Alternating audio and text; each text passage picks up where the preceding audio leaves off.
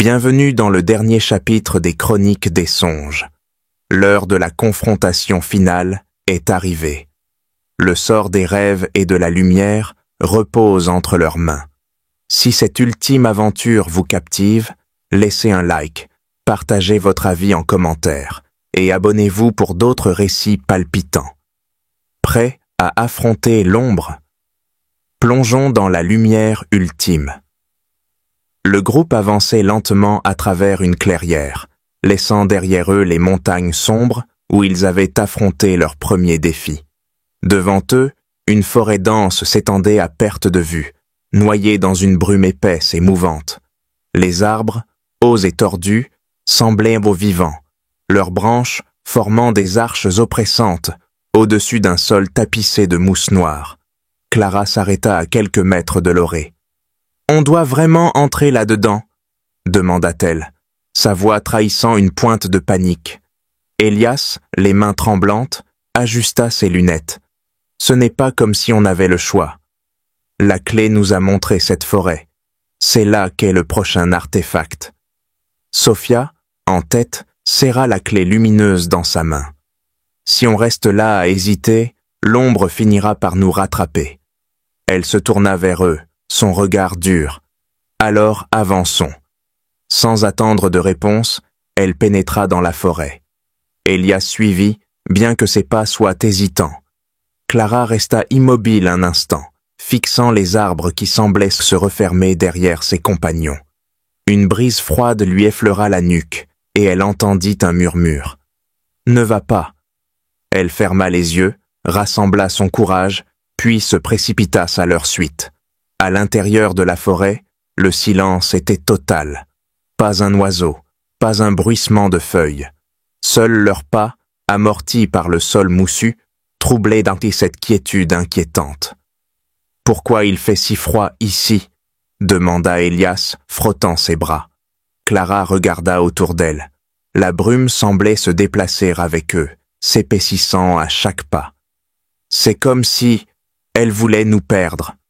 Sophia, toujours devant, s'arrêta brusquement. Elle se tourna vers eux, le visage tendu. « Écoutez-moi. Peu importe ce que vous voyez ou entendez, restez concentrés. Ce monde joue avec notre esprit. » Mais à peine avait-elle fini de parler qu'un murmure résonna, faible mais distinct. « Retournez-vous. » Clara sursauta, son regard fouillant les ombres derrière eux. « Vous avez entendu ça ?» Elias hocha la tête, son visage blême. « Oui, mais il n'y a rien. » Sophia serra la mâchoire. « Ignorez-le, ce n'est qu'une illusion. » Ils continuèrent à avancer, mais rapidement, une étrange sensation s'installa. Le chemin devant eux semblait s'étirer ou se refermer, les arbres se déplaçant subtilement à chaque fois qu'ils détournaient les yeux. Clara s'arrêta net. « Attendez, on n'est pas déjà passé par là ?» Elias regarda autour de lui, les sourcils froncés. « Je crois que si, mais comment est-ce possible? On n'a pas fait demi-tour. » Sophia poussa un soupir frustré. « Ce n'est pas un endroit normal. La forêt essaie de nous piéger. » Le murmure reprit, plus fort cette fois, et les ombres autour d'eux commencèrent à bouger. Des formes indistinctes apparaissaient brièvement entre les arbres, disparaissant dès qu'on les fixait. « On doit rester ensemble », déclara Sophia en resserrant sa prise sur la clé. Mais à cet instant, Clara poussa un cri. Elle s'était retournée et voyait une silhouette familière dans la brume. Une femme aux cheveux blonds, son visage flou, mais étrangement réconfortant. « Maman » murmura Clara, avançant inconsciemment vers la forme. Sophia attrapa son bras, juste à temps. « Ce n'est pas réel, Clara. Reste concentrée. » Clara se débattit un instant, mais la silhouette disparut, laissant un vide oppressant dans la brume. Ils s'arrêtèrent pour reprendre leur souffle, les nerfs à vif. Clara se tourna vers Sophia, furieuse. « Pourquoi tu as fait ça? C'était peut-être. » « C'était une illusion, Clara, » répliqua Sophia, la voix froide. « Ce monde utilise nos souvenirs contre nous. » Si tu te laisses distraire, tu risques de nous tuer tous. » Elias, sentant la tension monter, intervint. « On est tous à bout. Mais Sophia a raison. On doit rester unis. » Clara détourna les yeux, les bras croisés. Elle savait que Sophia avait raison, mais l'amertume persistait. Après ce qui leur sembla des heures, ils émergèrent enfin dans une clairière, où la brume se dissipait légèrement. Au centre se dressait une structure ancienne, un temple de pierre recouvert de vignes sombres. Des statues grotesques, représentant des visages tordus par la peur, gardèrent l'entrée. Elias frissonna en les observant. « Je n'aime pas ça. » Clara, encore ébranlée par ce qu'elle avait vu, murmura. « On doit entrer, n'est-ce pas ?» Sophia hocha la tête, son regard fixé sur l'entrée sombre du temple. « C'est là que se trouve le deuxième artefact. Mais préparez-vous. Ça ne sera pas plus facile que la dernière fois. » Ils échangèrent un regard chargé de tension, puis franchirent ensemble l'entrée du temple, prêts à affronter ce qui les attendait. Le groupe pénétra dans le temple avec précaution. L'intérieur était sombre, éclairé seulement par une lueur diffuse provenant de fissures dans les murs. L'air était glacial et chargé d'une énergie oppressante. Elias brisa le silence. Ça ne ressemble pas aux cavernes des échos. Ici, c'est pire. Sophia hocha la tête. Peu importe ce que c'est, on doit avancer. Des symboles étranges gravés sur les murs, représentant des formes abstraites et inquiétantes. Clara passa une main sur un des symboles, intriguée, mais recula brusquement lorsqu'elle sentit une chaleur émaner de la pierre. « C'est comme si ces murs respiraient », murmura-t-elle. Ils continuèrent à avancer jusqu'à ce qu'ils atteignent une grande salle circulaire. Au centre se trouvait une plateforme en pierre, surélevée, et un artefact flottait juste au-dessus, un orbe brillant, pulsant doucement comme un cœur. Mais avant qu'il ne puisse s'approcher, une voix grave résonna dans la salle. « Vous qui cherchez à défier l'ombre, êtes-vous prêts à affronter vos vérités ?» Le sol se mit à trembler, et des murs invisibles s'élevèrent autour d'eux, les séparant les uns des autres. Clara se retrouva seule dans une pièce vide. La lumière de l'orbe avait disparu, remplacée par une obscurité oppressante. Soudain, une scène familière apparut devant elle. Elle était chez elle, dans le salon de son enfance. Une petite fille jouait avec des crayons de couleur, et Clara reconnut immédiatement sa petite sœur. « C'est impossible !» murmura-t-elle. La petite fille se tourna vers Clara, ses yeux brillants d'une innocence pure. « Pourquoi tu n'étais pas là pour moi, Clara ?» Clara sentit une douleur déchirante dans sa poitrine. « Je suis désolée, je n'ai pas pu. » La scène changea brusquement. Sa sœur était maintenant derrière une porte, criant pour que Clara vienne l'aider. Mais Clara était incapable de bouger. Ses pieds étaient mandés comme cimentés au sol. Les cris résonnèrent, s'amplifièrent, jusqu'à devenir insupportables. « Tu m'as abandonnée » murmura une voix dans l'obscurité. Clara tomba à genoux, les larmes coulant sur ses joues. Elle ferma les yeux et cria « Je suis désolée, mais je ne peux pas changer le passé. » Une lumière douce l'entoura soudain, dissipant l'obscurité. Une voix apaisante murmura « Accepter la vérité, c'est avancer. » Clara ouvrit les yeux et se retrouva de nouveau dans le temple. Elias, lui, était dans une salle qui ressemblait à son laboratoire. Les machines clignotaient, les écrans affichaient dans mots des symboles incompréhensibles. Il tenta de toucher une des machines, mais une alarme stridente retentit. Les murs du laboratoire commencèrent à se resserrer autour de lui. Une voix moqueuse résonna. « Ta logique t'a toujours sauvé, mais que feras-tu quand elle te trahira ?»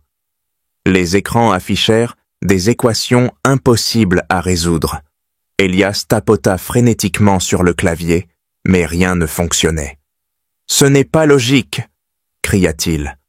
Une ombre apparut derrière lui, grandissant à mesure qu'elle se rapprochait. Elias recula, mais il n'y avait plus d'espace. La voix reprit. Tu ne peux pas tout contrôler. Accepte ce que tu ne comprends pas. Elias ferma les yeux et laissa tomber ses mains. Parfois, je dois lâcher prise, murmura-t-il. La pression autour de lui disparut et il se retrouva dans le temple, haletant. Sophia se retrouva face à une scène où elle donnait des ordres à un groupe. Ils étaient en danger et elle essayait de les sauver, mais personne ne l'écoutait. Les gens autour d'elle paniquaient, courant dans toutes les directions. « Écoutez-moi !» cria-t-elle. Mais personne ne l'entendait. Les ombres autour d'eux devenaient de plus en plus grandes, engloutissant les uns après les autres. Une voix s'éleva. « Ton besoin de tout contrôler te rend aveugle. Fais confiance aux autres. » Sophia serra les poings, mais ses épaules s'affaissèrent. Elle se tourna vers une jeune femme près d'elle. « Je ne peux pas tout faire seule. Aide-moi. » La jeune femme hocha la tête, et ensemble, elles rassemblèrent les survivants. La lumière inonda la pièce, et Sophia revint au temple. Les murs invisibles disparurent, et Clara, Elias et Sophia se retrouvèrent dans la salle principale, devant l'orbe brillant. Ils échangèrent des regards, leurs visages marqués par ce qu'ils venaient de vivre. Sophia brisa le silence. « On ne peut pas y arriver seul. » Clara hocha la tête. « On doit se faire confiance. » Elias, les yeux baissés, murmura. « Et accepter qu'on ne peut pas tout comprendre ou contrôler. » Sophia tendit la main vers l'orbe, qui s'éleva légèrement avant de se transformer en une deuxième clé lumineuse. Après avoir récupéré le deuxième artefact, le groupe quitta le temple et s'aventura dans une clairière où la brume se dissipait légèrement. La lumière des deux clés qu'ils possédaient pulsait doucement, éclairant leur chemin. Clara, encore secouée par son épreuve, murmura. « Vous pensez qu'on est près du dernier artefact ?» Sophia, toujours concentrée, répondit. « Le gardien a dit qu'on aurait 3 clés. On doit encore trouver la dernière et affronter l'ombre. » Elias marchait derrière, silencieux, ses épaules légèrement voûtées. Il tenait une des clés, mais son expression était étrangement absente. Clara se tourna vers lui, inquiète. « Elias, ça va ?» Il releva les yeux brusquement, comme s'il sortait d'un rêve. « Oui, oui, je vais bien. » Mais quelque chose dans sa voix semblait faux. Alors qu'il s'approchait d'une rivière lumineuse, des anomalies commencèrent à apparaître. Les ombres des arbres se déformèrent, grandissant et prenant des formes humanoïdes. Sophia brandit la clé lumineuse qui émettait une lueur protectrice. Elles ne peuvent pas nous atteindre tant qu'on a les artefacts. Elias recula légèrement, tenant sa propre clé à 2 mains. Mais au lieu de briller, la lumière de sa clé semblait s'affaiblir, vaciller. Clara s'en aperçut et fronça les sourcils. « Pourquoi ta clé fait ça ?» Elias leva les yeux vers elle, mais son regard semblait vide, absent. Une voix rauque mais familière émergea de ses lèvres, parce qu'il est déjà à moi. Le groupe recula instinctivement lorsque le corps d'Elias se raidit et son visage se contorsionna en une expression étrange. Les clés dans ses mains tombèrent au sol et une aura sombre commença à s'élever autour de lui. Sophia cria « Elias, batte-toi, ne la laisse pas te contrôler. » Mais Elias, ou plutôt l'ombre à travers lui, se mit à rire, un son guttural et terrifiant. « Vous êtes si faible. Vous pensez pouvoir me vaincre avec ces jouets? Regardez ce que je peux faire à vos plus proches alliés. » Il tendit une main vers le ciel, et les ombres autour d'eux se solidifièrent, formant un cercle qui les encercla. Clara, terrifiée, tenta de s'approcher d'Elias. « Ce n'est pas toi. Tu peux te battre, Elias. » Mais il recula, ses mouvements brusques et saccadés. « Je ne peux pas, » murmura-t-il faiblement, avant que la voix de l'ombre ne reprenne. « Vous avez déjà perdu. Donnez-moi les artefacts, ou je le détruis. » Sophia se plaça devant Clara, brandissant la clé lumineuse. « Tu ne l'auras pas, et tu n'auras pas les artefacts non plus. » L'ombre, à travers Elias, s'élança vers elle avec une rapidité effrayante. Sophia utilisa la clé pour projeter une lumière intense, repoussant l'attaque temporairement. Clara, tremblant mais déterminée, attrapa l'autre clé tombée au sol. « Elias, je sais que tu es là. Écoute-moi. » Elle s'approcha lentement, malgré les hurlements de l'ombre. La lumière des deux clés commença à fusionner, créant une aura éclatante qui enveloppa Elias. Un cri déchirant retentit, et l'ombre fut arrachée de son corps, se reformant au-dessus de lui sous sa véritable forme.